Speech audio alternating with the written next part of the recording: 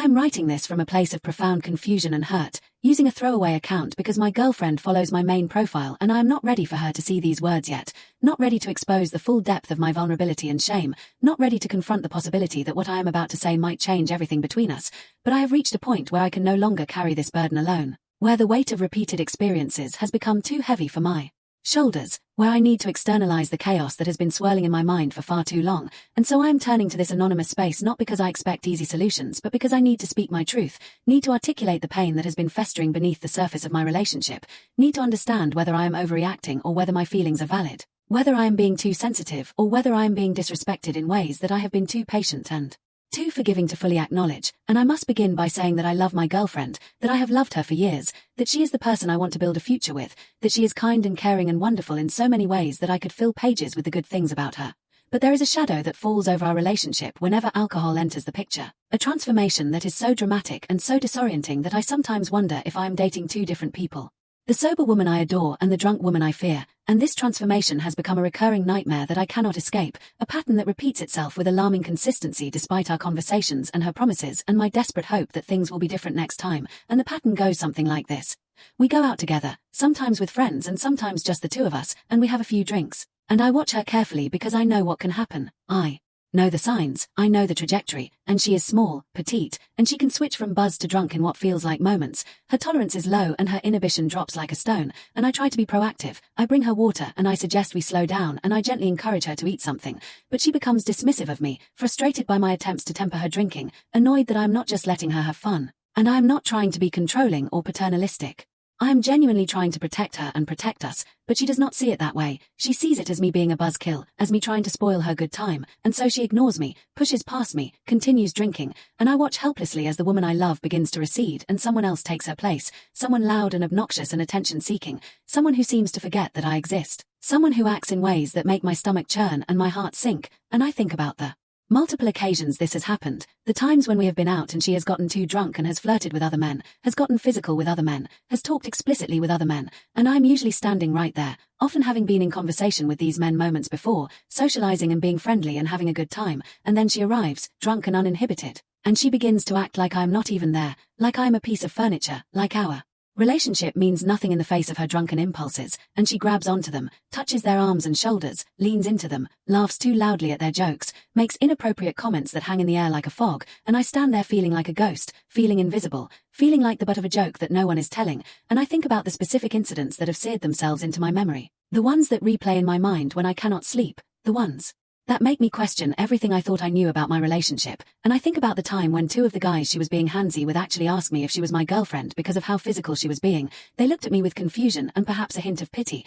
and I had to nod and say yes, she is, while feeling like a fool, while feeling like I should be doing something, while feeling like everyone in that room could see what I was trying to pretend was not happening. And I think about the time before that, the time when she literally thought a guy I had been talking to was trying to have a threesome with us, and I cannot even begin to describe the level of discomfort and humiliation I felt in that moment, the way the conversation shifted and everyone looked at me, the way I had to navigate a situation that should never have existed, the way I had to explain to a stranger that no, my girlfriend is just drunk, she does not mean what she is saying. Please ignore her. And I think about how I always try to handle these situations with grace. I do not yell at her because that is not who I am and it would not help anyway. I try to gently guide her away from the situation. I try to get her to focus on me. I try to remind myself that she is drunk, that she is blacked out, that this is not the real her, that the person I love is still in there somewhere beneath the alcohol, but every time it happens, a little piece of my trust erodes, a little piece of my security crumbles, a little piece of my dignity slips away, and I find myself feeling confused and disrespected and deeply uncomfortable, and I find myself feeling weak and pathetic,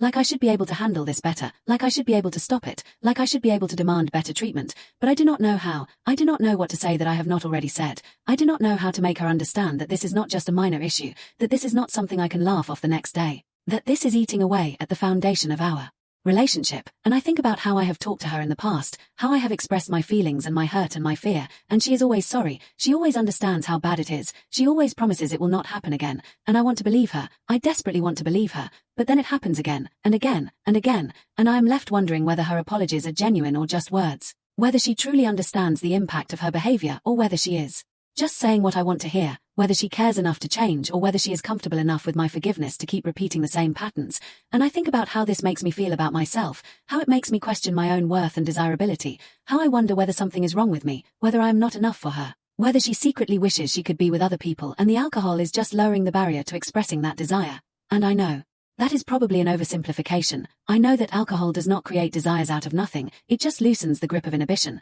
but that knowledge does not make me feel any better, it makes me feel worse, because it suggests that there is something there, something that she is suppressing when she is sober, something that emerges when she is drunk, and I cannot help but wonder what that says about how she views me in our relationship. And I think about how I am afraid, genuinely afraid, that this is going to get worse, that it is going to escalate, that one day it will cross a line that cannot be uncrossed, that she will do something that I cannot forgive or forget, and I think about how it has never gotten to the point of a kiss, at least not that I know of, but that is cold comfort, that is a thin reed to cling to, because the physicality and the inappropriateness are already there, the disrespect is already there, the pattern is already established, and I worry about her drinking when she is out with friends without me. I worry about the moments when I am not there to gently guide her away, to intervene, to protect her and protect us. I worry about what she might do when I am not watching, and I hate feeling like that. I hate feeling like I need to monitor her, like I need to be a chaperone, like I am responsible for her behavior when she drinks, but I cannot stop the worry, cannot stop the fear, cannot stop the images that play in my mind of what could happen when I am not there. And I think about how I have never told anyone else about this, not my friends, not my family, not anyone, because I am ashamed,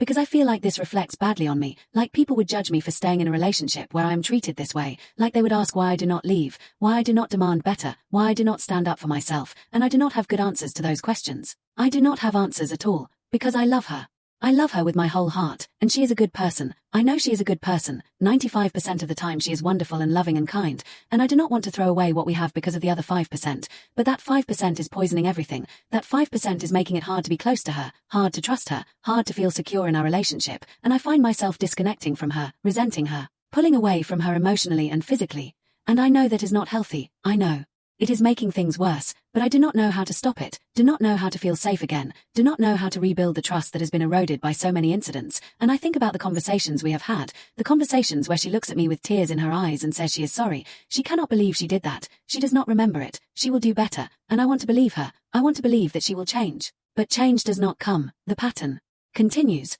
and I am left wondering whether I am being naive, whether I am being a doormat, whether I am letting my love for her blind me to the reality of our situation, and I think about what it would mean to leave, what it would mean to walk away from a 9-year relationship, what it would mean to start over, and the thought terrifies me, absolutely terrifies me, because she is woven into the fabric of my life, she is my best friend and my partner and the person I have built my life around, and I do not know who I would be without her, do not know what my life would look like, do not know if I would be happier or more miserable, and I think about how I need to talk to her again, need to have another conversation about this, but I do not know what to say that I have not already said, do not know how to make it stick, do not know whether any words can break through the pattern that has become so entrenched, and I think about how I should probably suggest that she stop drinking, or at least limit her drinking, but I know that is a delicate conversation, know that she might feel controlled or attacked, know that she might resent me for even suggesting it, but I also know that something has to change, something has to give, because I cannot keep living like this, cannot keep feeling this way, cannot keep watching the woman I love transform into someone I barely recognize, and I think about how I feel lost and confused and just hurt,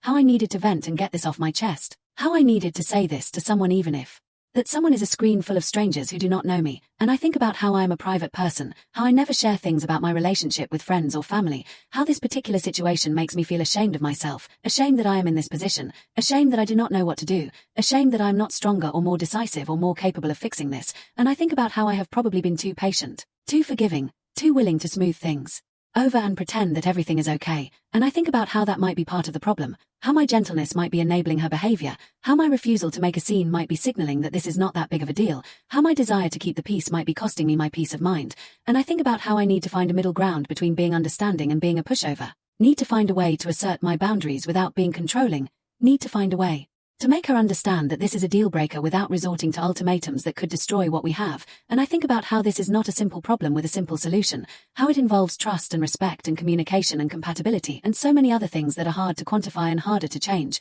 and I think about how I need to ask myself some hard questions. Questions about whether I can accept this as a permanent part of our relationship. Questions about whether I can live with the fear and the discomfort and the humiliation, questions about whether I am willing to continue investing in a relationship that makes me feel this way, and I think about how the answers to those questions are not easy, are not clear, are not something I can decide in a single moment of clarity, but I also think about how I cannot keep avoiding them, cannot keep hoping that things will magically improve. Cannot keep sacrificing my own well-being for the sake of a relationship that is not meeting my needs, and I think about how I deserve better, how everyone deserves better than to feel like a spectator in their own relationship, how everyone deserves to feel secure and respected and valued, and I think about how I have not been feeling those things, not consistently, not for a while, and I think about how that matters, how that is important, how that is not something I should dismiss or minimize, and I think about how I need to be honest with myself about what I am feeling. Need to stop pretending that everything is fine when it is not, need to stop protecting her from the full weight of my hurt, and I think about how the conversation I need to have with her needs to be different this time,